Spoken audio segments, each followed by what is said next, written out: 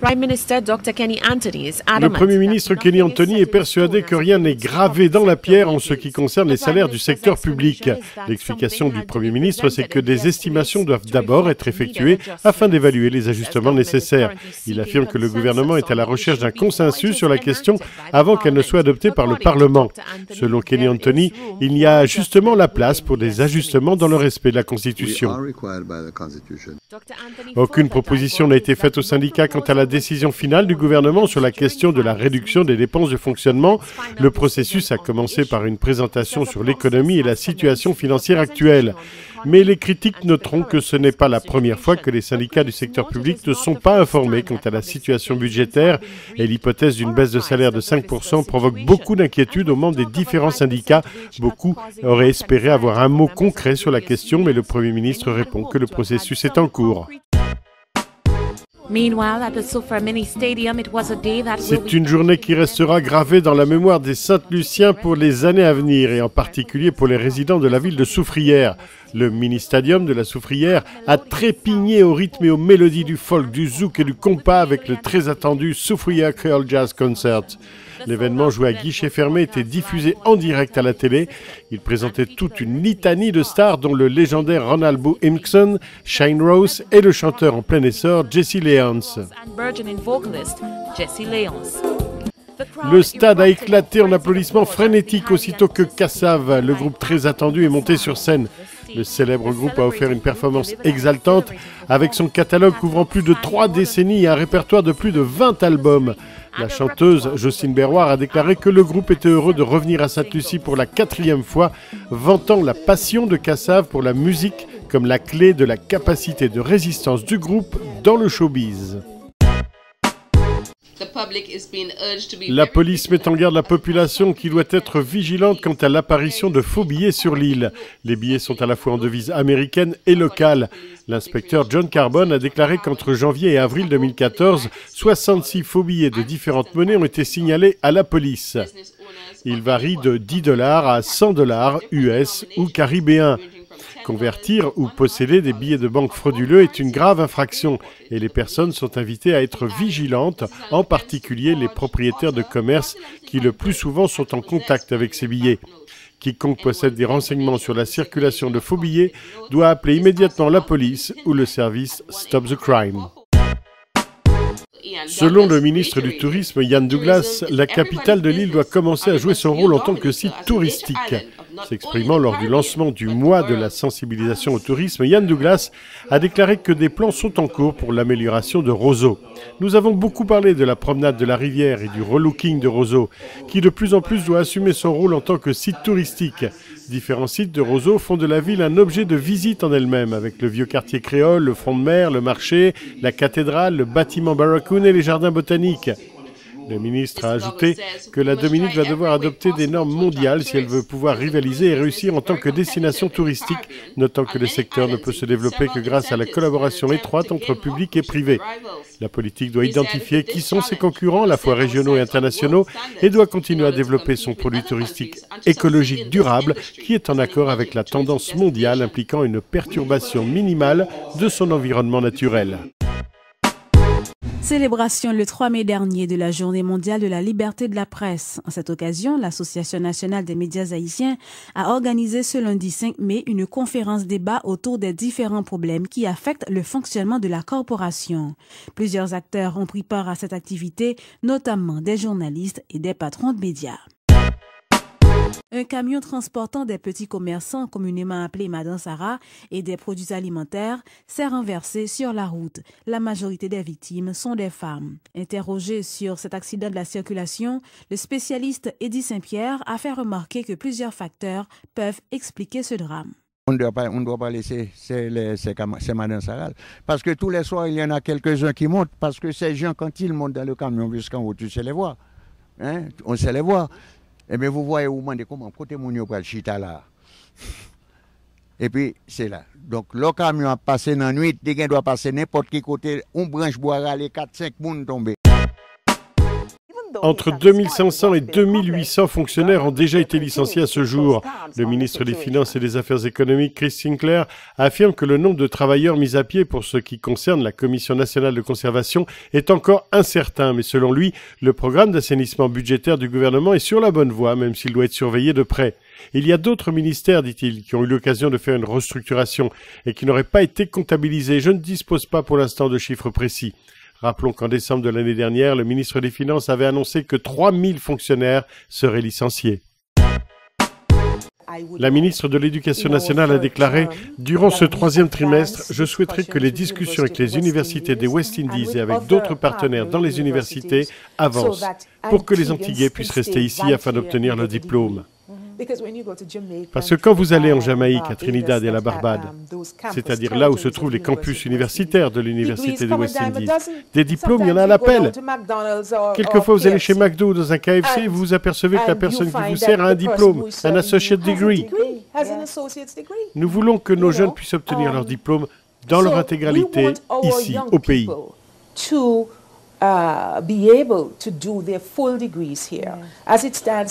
Actuellement, au Collège d'État, vous pouvez suivre un programme de 2 ans, mais vous devez ensuite aller dans un des campus de l'Université des West Indies, à Saint-Augustine, Cavill ou Mona, pour terminer et valider votre diplôme.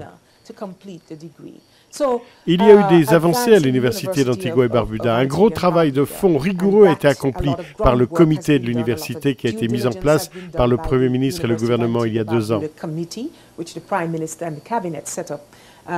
Nous avons beaucoup de travail à faire dans ce domaine. Le directeur de Windfarm a reçu un mail lundi dernier du directeur de Windfresh proposant que les exportations de bananes vers le Royaume-Uni soient suspendues. Cet échange de mails fait suite au fait qu'une cargaison de bananes en provenance de Saint-Vincent comportait 66% de fruits qui n'étaient pas bons. Le ministre de l'Agriculture s'est voulu rassurant sur cette réaction à chaud, dit-il, après une réunion qui a suivi cette demande visant à suspendre les exportations de bananes de Saint-Vincent. Rappelons que le 30 octobre dernier, une réunion du comité consultatif sur la banane avait sous-entendu que les bananes de Sainte-Lucie et de la Dominique avaient également des problèmes de qualité. Le Premier ministre Perry Christie a déclaré que le gouvernement élabore de nouvelles stratégies de lutte contre la criminalité pour gagner la guerre, dit-il, contre les jeunes hostiles dans la capitale. Il a annoncé plusieurs réunions avec des officiers supérieurs de la police royale des Bahamas dans l'espoir de développer de nouvelles méthodes plus efficaces afin de freiner, arrêter et éliminer la criminalité. Le Premier ministre a également reconnu que certaines choses qui auraient pu être faites pour lutter contre la criminalité n'ont pas été faites, mais selon lui, le ministre de la Sécurité nationale travaille avec rapidité pour exécuter ses programmes. Il est très frustrant, a déclaré Perry Christie, que je continue à apprendre que la majeure partie de la criminalité se déroule dans les zones que je représente et nous devons avoir une stratégie pour l'attaquer, cette criminalité. J'ai eu des réunions à ce sujet et j'ai obtenu des cartes qui montrent là où les crimes se déroulent. Et je répète ce que j'ai dit, nous nous engageons à fournir les ressources nécessaires. Nous sommes dans une guerre et nous ne pouvons pas la perdre. Une brise fraîche et une légère couverture nuageuse ont mis les troupes de carnaval et de musiciens de bonne humeur avec un plein d'énergie pour des performances de premier plan pour les milliers de spectateurs. La parade des adultes a été menée par le grand maréchal Lubin Butch Roberts, un pilier de la scène du carnaval. Des costumes rouges, bleus, blancs, or, les rois et les reines avec d'étincelantes couronnes, des imprimés avec des paillettes, des perles, des plumes, différentes teintes de couleurs, brun et or, avec imprimés léopard, corail et beige, jaune et turquoise et même un peu de vert néon. La foule des gens qui regardaient le défilé depuis le Grand Hotel Square ont pu juger les performances de chaque troupe, mais il y avait beaucoup d'autres endroits le long de la route pour profiter de cette parade.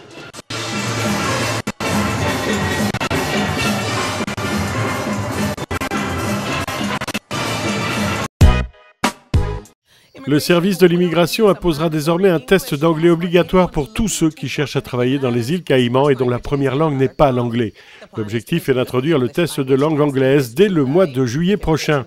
Le futur employé qui demande un permis de travail temporaire ou complet devra se rendre dans l'un des 2 centres d'épreuve d'anglais reconnus. Le chef du service de l'immigration se demande comment les autorités vont pouvoir faire face si l'afflux de Cubains continue. Le nombre croissant de migrants cubains clandestins sur les côtes est devenu une préoccupation pour le gouvernement des îles Caïmans. 2 groupes totalisant 77 personnes sont encore arrivés à Cayman Brac lundi dernier et d'autres sont encore attendus à l'horizon. Le centre de détention peut accueillir jusqu'à 60 personnes et il est déjà à moitié plein. Les représentants des chefs d'entreprise se sont retirés de la commission de suivi de l'énergie, un signal fort envoyé au gouvernement sur sa gestion pour la construction d'une nouvelle centrale électrique dont la société Energy World International est, rappelons-le, le soumissionnaire retenu. Les représentants ont déclaré aux journalistes lors d'une conférence de presse qu'ils avaient décidé de mettre fin à leur soutien, affirmant que la commission ne servait pas suffisamment l'intérêt du public. Ils se sont dit choqués par la modification unilatérale par le ministre de l'Énergie de la licence pour l'installation de 360 MW en dépit des recommandations contraires de la Commission. Selon l'un des représentants, Dennis Meadows, la situation s'est encore aggravée après que EWE a obtenu une prolongation indéfinie de déposer une caution de 37 millions de dollars après avoir échoué à le faire dans le délai requis, laissant ainsi le pays sans protection. Les groupes du secteur privé ont aussi des préoccupations au sujet des mesures prises par la Banque interaméricaine de développement qui ne souhaite pas assurer le financement du projet en raison de défauts présumés dans le processus de passation des marchés. En faisant un dernier tour dans la ville, l'ancien chef d'État Arthur N. Robinson est passé à l'histoire avec le salut des spectateurs de Port of Spain. La population se tenait le long des rues de la capitale pour un dernier adieu à l'ancien Premier ministre qui a reçu les honneurs militaires. Le cercueil recouvert du drapeau avait été hissé au sommet d'un affût de canon en route pour le service funèbre. Les membres de l'armée et de la police montée ont précédé le cercueil. Symbolique du chef mort, un cheval sans cavalier avec une paire de bottes tournée vers l'arrière dans les étriers était dirigé par un soldat devant l'affût du canon. Tôt, avant le début de la procession, les spectateurs s'étaient rassemblés sur les trottoirs le long de la route. La majorité étaient des employés de bureaux ou des commerçants de la capitale, brandissant téléphones portables, appareils photo et tablettes afin de saisir l'instant. La population est cependant restée plutôt silencieuse à l'approche de la procession solennelle. Le leader de l'opposition, David Granger, a réagi à la récente décision du gouvernement de remettre en cause le projet Lead-USAID, un projet axé sur la démocratie et la gouvernance qui vise à promouvoir la recherche de consensus au sein de l'Assemblée nationale, tout en augmentant la participation des citoyens. Un autre aspect du projet se penche également sur l'éducation civique et les collectivités locales en mettant l'accent sur l'engagement civique chez les femmes et les jeunes. Mais depuis sa création, le gouvernement a rejeté avec véhémence le projet en disant qu'il fait intrusion dans la souveraineté du Guyana. Le chef de l'opposition déclare quant à lui que l'éducation publique est nécessaire pour la jeune génération afin de les préparer aux élections des administrations locales, les dernières datant, rappelons-le, de 1994. La ville de Pachuca a été choisie comme le siège de la prochaine convention de Belém pour la prévention de la violence contre les femmes, bonnes pratiques et propositions pour l'avenir, qui se tiendra du 14 au 16 mai prochain. La présidente, Guadalupe Olvera Romero, a rappelé que ce sont l'Organisation des États américains, la Convention interaméricaine des femmes, le ministère des Affaires étrangères et l'Institut des femmes qui en sont à l'origine. Lors d'une conférence de presse, elle a déclaré que le forum se tiendra en présence des représentants des 34 pays membres. Les ateliers se tiendront où les participants pourront rencontrer des experts dans la prévention, le traitement, la punition et l'éradication de la violence contre les femmes. Les sujets des débats et des travaux seront repris dans la déclaration de Pachuca dite « Renforcement de la prévention de la violence faite aux femmes ». Les enseignants des écoles de Macapá ont rejeté pour la troisième fois le projet d'augmentation de salaire de la ville et ont ainsi brandi la menace d'un arrêt de travail du 7 au 9 mai.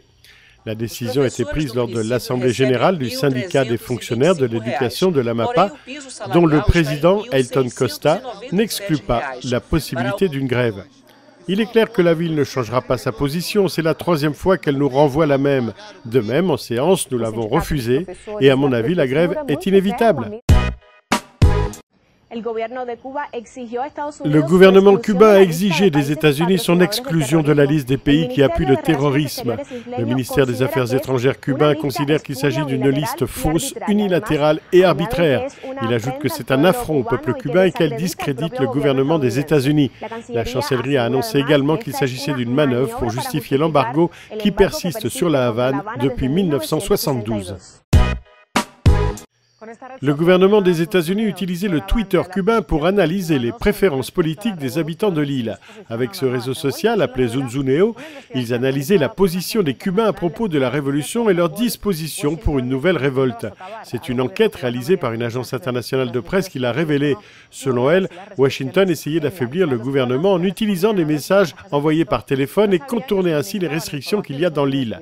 Les Cubains qui répondaient aux messages ne savaient pas que l'on recueillait des informations sur eux par ce biais. Aide-moi à peindre ta maison, c'est le nom du projet de développement et d'embellissement qu'a entamé aujourd'hui le ministère du Tourisme.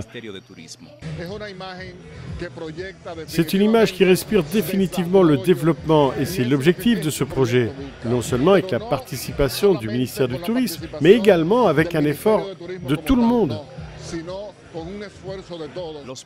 Les milliers de visiteurs venus des 4 coins du pays et du monde pourront constater dans les rues, les escaliers, à chacun de leurs pas, la couleur caractéristique de la ville. Quand on vient et qu'il y a des touristes, on voit qu'ils s'arrêtent devant des tableaux. Et là, de nouveau, ils verront cela, mais d'une manière plus naturelle, avec ces vieilles maisons que l'on va embellir.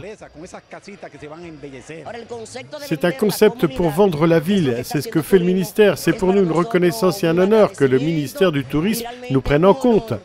Cette idée novatrice avait été annoncée dès l'an dernier par le ministre du Tourisme, Francisco Javier Garcia.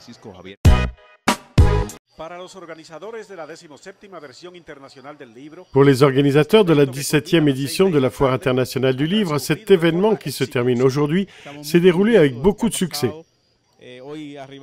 Nous sommes très satisfaits et aujourd'hui c'est le dernier jour pour l'achat de livres, pour participer aux activités culturelles, aller au théâtre, à la danse, des colloques, des récitals, ainsi que toutes les bonnes choses que l'on peut trouver dans cette foire du livre. Cependant, le président de l'Association des livres a une version différente. Il affirme que cette édition a été la pire parmi toutes celles organisées jusqu'à aujourd'hui.